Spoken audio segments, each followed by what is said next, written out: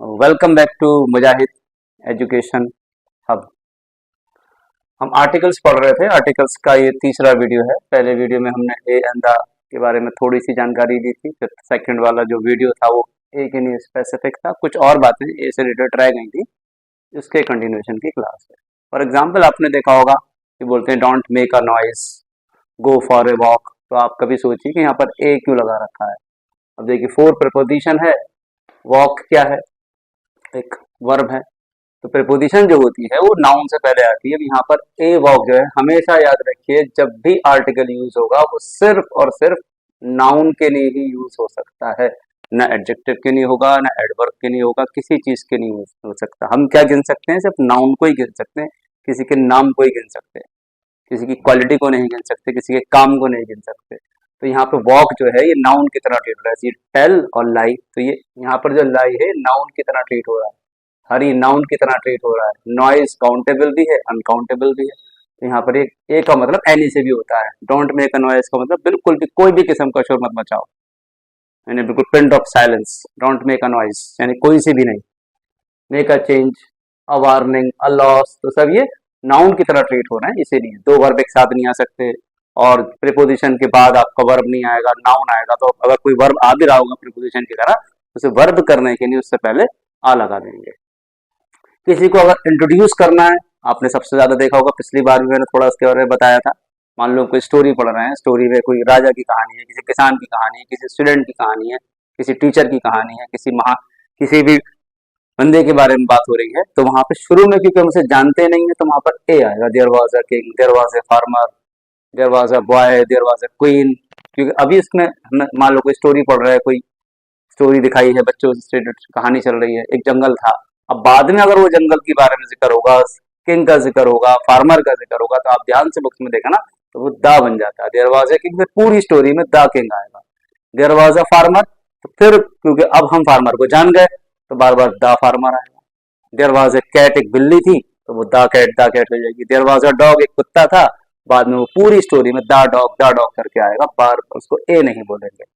अच्छा, फ्रेज में अगर यूज कर रहे हैं, जैसे मान लो ऑफ अ लेंथ, तो यहाँ पे ए का क्या मतलब है कि सभी बराबर के हैं, मतलब जितने भी थे ना सबकी लंबाई बराबर ही थी। ऐसी carry these goods at a time, यानी कि सारे गुड्स को एक ही वक्त में ले जाना, अलग अलग वक्त में नहीं दिखाना। ए का मतलब सेम, एक ही जैसे, एक ही लंबाई के, एक ही चौड़ाई के, एक ही वक्त के। तो यहाँ पर आ का मतलब सेम लाने के लिए हो रहा है। उसके अलावा आ का मतलब डेली से भी होता है, जो चीज बार बार हो, जैसे मतलब eat an apple a day, रोज एक एप्पल खाओ। यहाँ पर एड मतलब एक बार नहीं, हर दिन खाना है। 50 रुपीज अ डे मतलब एक दिन के 500 रुपए लेता है। अब मान लो अगर अगर आर आएगा तो यहाँ एन लगाना पड़ेगा, एन आर। बात अलग है कि यहाँ पर ये एन का यूज हो जाएगा, लेकिन यहाँ पे हर घंटे का, हर दिन का। मैंने बोला 5000 अ मंथ, यानी हर महीने के। यहाँ पे हर का मतलब नहीं, एक के लिए नहीं है, हर बार, हर दिन, हर महीना, हर साल। मैंने बोला 50,000 अ ईयर, यानी एक साल में देने हैं, यानी हर साल के इतने हो गए, एक दिन के इतने हो गए, एक घंटे के इतने हो गए, एक हफ्ते के इतने हो गए। इसके अलावा हम फिर बात करते हैं पोजीशन ऑफ आर्टिकल की, आर्टिकल को रखना कहाँ है। अब आप देखिए रवि नाउन है, स्टूडेंट भी नाउन है, तो हमेशा जो भी जब भी क्वालिफाई करेगा ये जो है स्टूडेंट को क्वालिफाई कर रहा है। राम एक स्टूडेंट है। अब यहाँ पर आ गया, गुड नहीं हो सकता, ये अभी भी ए जो आया है स्टूडेंट के लिए ही आया है। स्टूडेंट को कौन क्वालिफाई कर रहा है? गुड। स्टूडेंट कैसा है? अच्छा है। गुड क्या है? एडजेक्टिव है।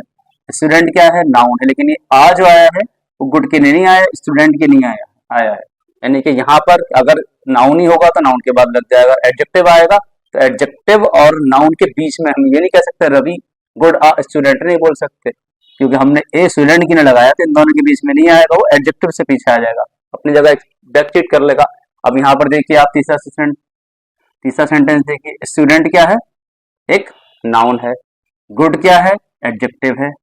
गुड क्वालिफाई कर रहा है स्टूडेंट को। वेरी है ये एडवर्ब है। एडवर्ब किसे क्वालिफाई करता है? एडजेक्टिव को। हम आगे भी हमारे लेक्चर्स आएंगे, इसमें पूरी डिटेल में पढ़ेंगे, नाउन का पूरे कॉम्प्रहेंसिव वीडियोस आएंगे, एडजेक्टिव की पूरी डिटेल वीडियो आएंगे, एडवर्ब के पूरे आएंगे, कैसे पहचानना है कौन सा एडजेक्टिव है, कौन सा एडवर्ब है, वर्ब क्या है, ट्रांजिटिव, इंट्रांजिटिव, कंजंक्टिव, जो 8 पार्ट्स ऑफ स्पीच है, सभी की डिटेल वीडियोस आएंगे। और उसके अलावा एक इन्फॉर्मेशन मैं आपको और देना चाहता हूँ कि हमारे जो क्लासेस आएंगी उसमें 3 चीजें होंगी।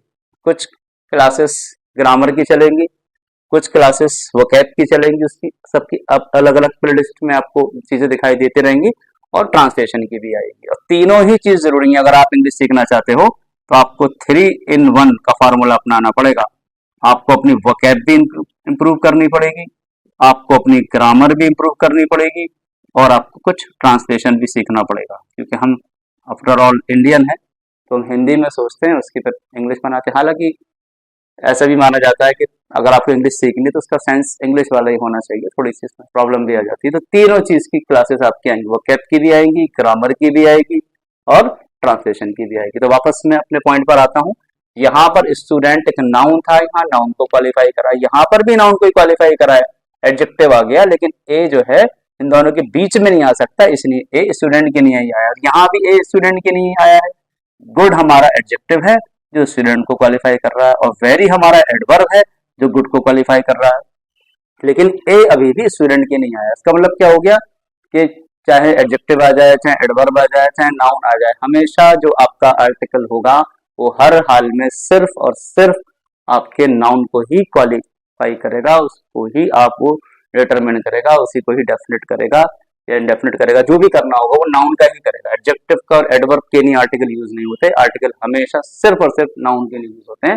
अगर एडवर्ब एडजेक्टिव नाउन आ जाएंगे तो पहले एडवर्ब आ जाएगा, क्योंकि एडवर्ब एडजेक्टिव को क्वालिफाई कर रहा है, एडजेक्टिव नाउन को क्वालिफाई कर रहा है। अभी भी आया स्टूडेंट के नहीं, उसकी पोजीशन बदल गई है, लेकिन क्वालिफाई वो अभी भी नाउन पे कर रहा है। अब जो हमारी अगली क्लास होगी वो दा पे होगी।